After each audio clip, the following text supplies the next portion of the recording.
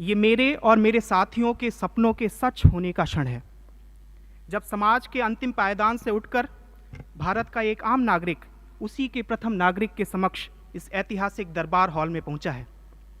इस अवसर को प्रदान करने के लिए आपके संबोधन, मार्गदर्शन और प्रेरणा के लिए हम सभी आपके आभारी रहेंगे। माननीय महोदय, एक उत्साही प्रशिक्षु से एक संवेदनशील अधिकारी बनने की मेरी यह यात्रा तब शुरू हुई जब पूर्वी उत्तर प्रदेश के गोरखपुर क्षेत्र से मैं राष्ट्रीय अकादमी फरीदाबाद पहुंचा। हालांकि अपने साथियों के संघर्षों और संकल्पनाओं की लंबी यात्राओं के सामने मुझे अपना संघर्ष कमतर ही लगता है, लेकिन मैं ये जरूर कह सकता हूं कि मेरा बचपन भी उथल पुथल भरा रहा। कुछ पारिवारिक कारणों से मेरी मां को अपने बच्चों को ननिहाल में रखना पड़ा, पर उन्होंने कठिन रास्ता चुना और अपने छोटे बच्चे को ननिहाल में छोड़कर इलाहाबाद प्रतियोगी परीक्षाओं की तैयारी करने चली गईं।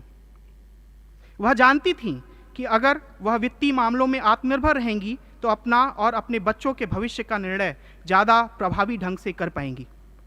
महोदय, यह वह समय था जब समाज में ऐसा करना एक महिला के लिए उतना आसान नहीं था, लेकिन भारत की ज़्यादातर मातृशक्ति की तरह वह भी सफल हुई और इस बात ने मेरे भीतर जन सेवा के बीज बो दिए। यही कारण रहा कि इंजीनियरिंग की पढ़ाई के बाद मैंने 2 वर्षों तक बिहार के नक्सल प्रभावित क्षेत्रों में प्रधानमंत्री ग्रामीण विकास फेलो के रूप में भी काम किया। वास्तव में इन अनुभवों ने मुझे समस्याओं को अलग अलग किंतु समावेशी आयामों से देखने का एक परिप्रेक्ष्य प्रदान किया है। महोदय, भारतीय राजस्व सेवा का यह बैच भारत की विविधता का प्रतिनिधित्व करता है। जब हमारे जम्मू कश्मीर का कोई साथी कन्याकुमारी के किसी बैचमेट से मिलता है तो मानो कश्मीर के केसर की महक कन्याकुमारी की सीपियों में भर गई हो।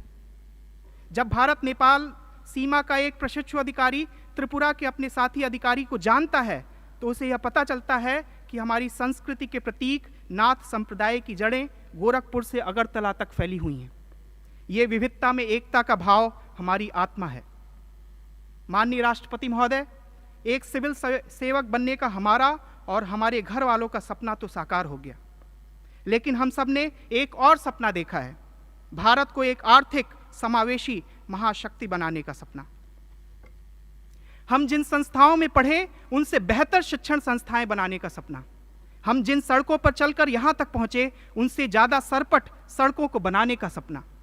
हमें जीवन में जो अवसर मिल पाए वैसे और उनसे कहीं ज्यादा अवसरों को अपने साथी भारतीय नागरिकों तक पहुंचाने का सपना। और ये सपने हमारे द्वारा संग्रहित राजस्व की शुचिता एवं संवेदनशीलता को और बढ़ा देते हैं। और सपने भी उन्हीं के साकार होते हैं जो सपनों को देखने का हिम्मत रखते हैं। आज के दिन मैं अपनी माँ को धन्यवाद देना चाहता हूँ जिन्होंने मुझे सपने देखना सिखाया। महोदय, इन सपनों को पूरा करने के मार्ग में आपकी सतत प्रेरणा और पाथेय के लिए हम सभी आपके प्रति सदा अनुग्रहित रहेंगे। जय Hind. Honorable President Sir, I'm Tina Dabi and I belong to the Rajasthan cadre. I would like to begin by expressing my profound and heartfelt gratitude to the Honorable President of India for giving us time out of his busy schedule to address, guide, and inspire us today. It is a matter of great pride and privilege to have got an opportunity to speak about the collective experience of the most memorable journey undertaken by each officer of the 2016 batch of the Indian Administrative Service. This beautiful journey began with the 91st Foundation course, where officers across the services were trained together. We were not only provided with all possible academic inputs and insights on public administration and good governance, but also through extracurricular activities like the Himalayan trek, village visits, we were able to forge lifelong friendships and develop esprit de corps. Foundation course was succeeded by phase 1 of the IAS professional training.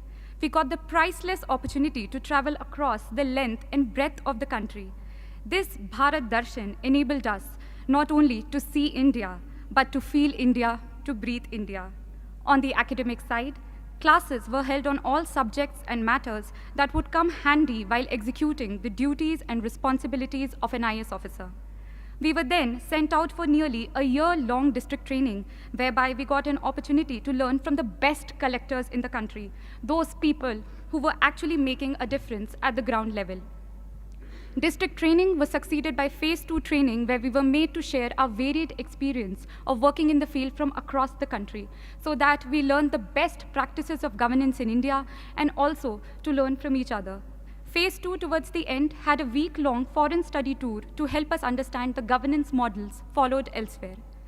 When I had joined the service 2 years ago, I did not have much idea on what it really means to be an IS officer and how an IS officer could fulfill his or her responsibilities to meet the expectations of this great nation. This training, this 2-year-long affair, has taught me and my batchmates to channelize our energies in the right direction, to become individuals who would impart their duties with utmost integrity, devotion, professionalism to solve the troubles of the last man. To conclude, I would like to quote a few lines from the Academy song of the Lal Bahadur Shastri National Academy of Administration, Mussoorie, which echoes in the hearts and mind of all of us, which we all 176 officers have pledged to live by, what this training has really taught us. Raho dharm mein dheer, raho karm mein veer, rakho unnat sheer, daro na. Be firm in your faith, be courageous in action, keep your head erect, fear not. Thank you. परम आदरणीय राष्ट्रपति महोदय एवं सभी उपस्थित महानुभावगण, विश्व के सबसे बड़े लोकतंत्र के प्रथम नागरिक के समक्ष और इस ऐतिहासिक दरबार हॉल में अपने अनुभवों व भावनाओं को व्यक्त करने का अवसर मिलना मेरे लिए अत्यंत ही गौरव और सम्मान का क्षण है। महोदय, मैं राजस्थान के सवाई माधोपुर जिले के एक छोटे से गांव बरनाला से संबंध रखती हूं, जहां लिंग अनुपात एवं महिला साक्षरता दर अभी भी चिंता का विषय है। महोदय, मैं न सिर्फ भारतीय राजस्व सेवा के 68वें बैच का अपितु देश और समाज के उस आधे हिस्से का भी प्रतिनिधित्व करती हूं, जिसे लड़की होने के कारण जन्म से लेकर मृत्यु तक विभिन्न चुनौतियों का सामना करना पड़ता है। वंश के उत्तराधिकारी की चाह में एक से अधिक हो गई लड़कियों को स्थानीय राजस्थानी खड़ी बोली में रामघणी और रामनरी जैसे नामों से नवाजा जाता है। उन्हें इसलिए नहीं पढ़ाया जाता ताकि दहेज के लिए रकम बचाई जा सके। महोदय, अपने गांव से प्रथम सिविल सेवक होने के बावजूद हमें समाज की गलत धारणाओं के उस दंश को भी झेलना पड़ता है, जिसमें सिविल सेवा में चयन के उपरांत भी हमें यह सुनने को मिलता है कि यदि गांव के किसी लड़के का चयन हुआ होता तो बात ही कुछ और होती। महोदय, मैं आभारी हूं उन सरकारी नीतियों की जिनके बूते आज मुझे एक गांव से राष्ट्रपति भवन के दरबार हॉल तक पहुंचने का अवसर मिला। मैं आभारी हूं अपने माता पिता की, जिन्होंने कभी हम भाई बहनों में भेदभाव नहीं किया, जिसके परिणाम स्वरूप आज हम तीनों बहनें आत्मनिर्भर बन सके हैं। महोदय, विभागीय दायित्वों से इतर राष्ट्र निर्माण के अपने कर्तव्य के तहत हमने अपने गांव के युवाओं का एक समूह बनाकर विद्यालयों में मूलभूत सुविधाएं उपलब्ध करवाने के साथ साथ करियर काउंसलिंग के माध्यम से विद्यार्थियों को एक नई दिशा देने के प्रयास प्रारंभ किए हैं। महोदय, राष्ट्रीय सीमा शुल्क एवं अप्रत्यक्ष कर अकादमी ने हम प्रशिक्षु अधिकारियों में न केवल तकनीकी कौशल अपितु नैतिक ज्ञान का बीज भी प्रत्यारोपित किया है। अकादमी ने आर हीरोज़ जैसे कार्यक्रम के माध्यम से विभाग के सत्यनिष्ठ एवं कर्तव्यनिष्ठ अधिकारियों से हमें रूबरू कराया है, जिससे कि हमें अपने दायित्वों का निर्वहन पूर्ण सत्यनिष्ठा एवं निष्पक्षता के साथ करने की प्रेरणा मिली है। महोदय, हम आपको विश्वास दिलाते हैं कि अकादमी द्वारा दिए गए प्रशिक्षण एवं देश सेवार्थ कर संचय की शपथ का पूर्ण निष्ठा के साथ पालन करेंगे और करदाताओं के लिए सेवा प्रदाता की भूमिका निभाते हुए राष्ट्र निर्माण में तन मन से अपना योगदान देंगे। जय Hind. Honorable President of India, I am Garima Singh from the Jharkhand cadre. Today I have received a unique opportunity to present before you a synopsis of the myriad range of experiences that we learned from in our 2 years of training as IS officers. Our alma mater, Lal Bahadur Shastri National Academy of Administration, imparted me with an extensive understanding of my duties as Deputy Commissioner, conducting free and fair elections, lectures by experts on issues plaguing the nation, and other avenues such as understanding my own psychological profile, media interaction, and leadership workshops.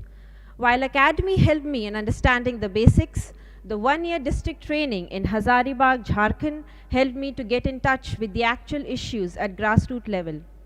My experiences ranged from learning the working of multifarious departments of the district collectorate, the implementation and issues related to many central and state schemes as BDO, understanding the complex nature of revenue administration as circle officer, to making Hazaribagh 100% ODF under the Swachh Bharat Abhiyan.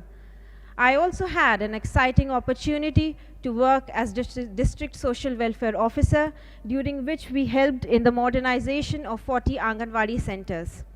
This created a sense of doing something worthwhile and meaningful. Since my interest lies in the sphere of social welfare and education, I am glad I now have a chance to work with the Department of School Education and Literacy. I hope these experiences shared by all my colleagues will help shape us into the well-rounded officers in the service of the nation. Thank you.